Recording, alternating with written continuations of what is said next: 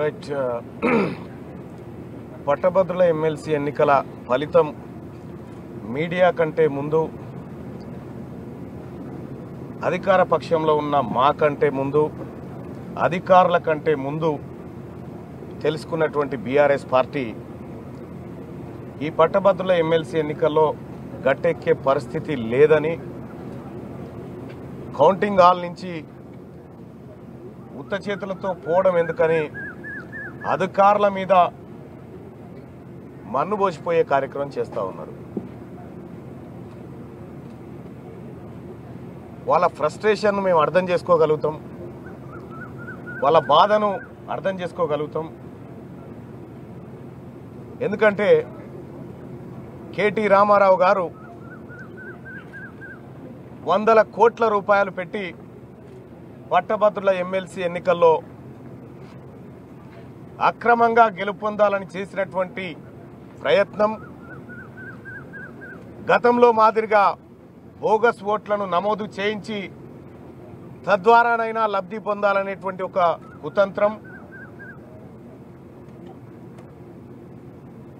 అధికార పార్టీ అభ్యర్థిగా ఉన్నటువంటి నా పైన అనేక బురదలు జల్లి గెలవాలనుకున్నటువంటి అన్ని ప్రయత్నాలు బెడిసి కొట్టి ఇవాళ పట్టభద్రుల ఎమ్మెల్సీ ఎన్నికల్లో పట్టు కోల్పోయి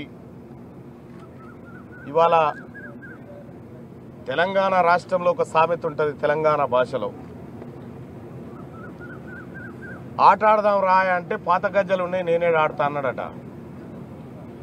యుద్ధంలో గెలవచేతగాక ప్రజాస్వామ్యయుతంగా మేము ఈ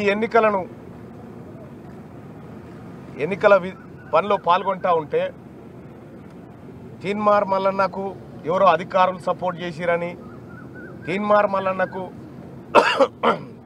మీకు విషయం చెప్తాను సోదరులారా, ఇక్కడ నేను పొద్దున పోతా ఉంటే నేను చూసుకోలే, నా జేబులో సెల్ ఫోన్ ఉంటే అధికారులు ఆపి లేదు సార్ అలౌ చేసేది లేదని చెప్పారు. నిజంగా అధికార పార్టీ పక్షమే అయితే మేమే ఇన్ఫ్లుయెన్స్ చేసేవాళ్ళం, కానీ ఆ పని చేయలే.